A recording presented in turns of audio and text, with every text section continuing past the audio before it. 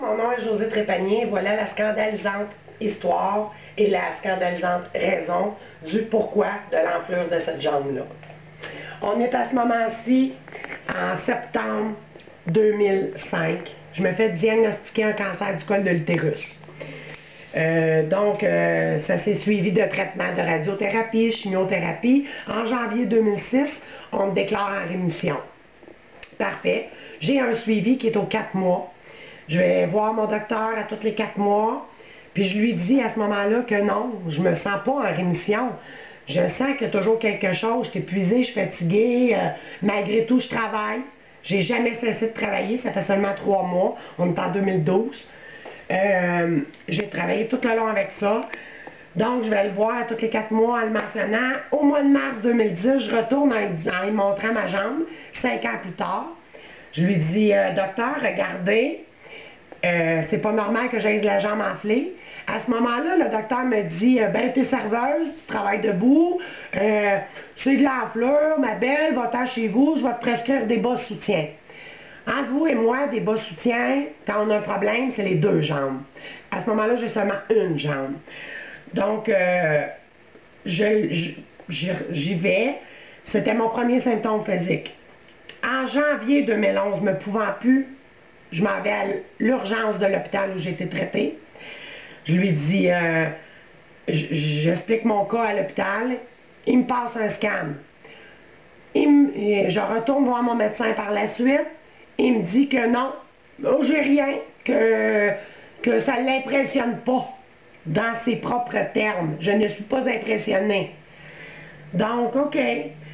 Là, moi, je sais à ce moment-là, j'ai la preuve physique qu'il y a quelque chose qui cloche. Puis le diagnostic des bas soutiens ne fait pas mon affaire. Je décide d'aller consulter un autre hôpital où je n'ai pas été traitée. Cet hôpital-là m'envoie dans un autre hôpital qui n'est pas relié à l'hôpital que j'ai été traitée. Cet hôpital me dit, mon Dieu Seigneur, madame, ils m'ont passé un TEP scan. Pour ceux qui ne savent pas ce que c'est un TEP scan, c'est un... En quelle année vous avez été... Au mois de mars 2011. Au mois de mars 2011. Oui, non, en janvier 2011. Ah, pour mon scan, mon TEP scan. Mon TEP scan, c'est en juillet 2012.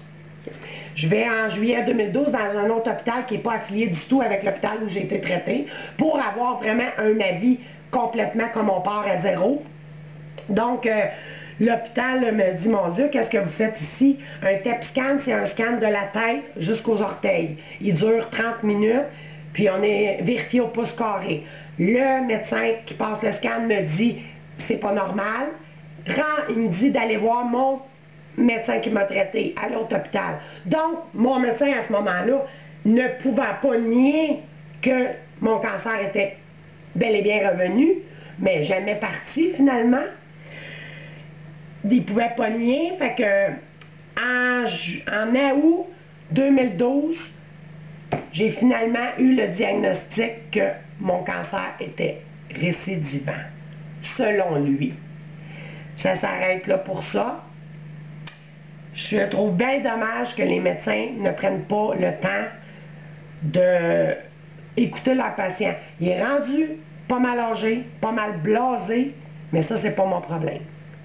Et voilà. Puis qu'est-ce qu'il a fait par la suite? Est-ce qu'il a disparu de la map? Par la suite, j'ai été hospitalisée durant une semaine pour me stabiliser en attendant mes traitements qui vont commencer qui ont commencé vendredi.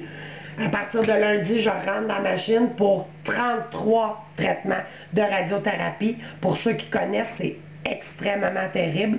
Avec 7 traitements de chimiothérapie d'une durée de 6 heures par traitement. Puis, mon médecin vient me voir à l'hôpital quand j'ai été stabilisée, puis me dit, ben là, c'est pas moi qui va s'occuper de toi, ça va être ta radio-oncologue parce que moi, je m'en vais en vacances pour 1 mois. Et voilà.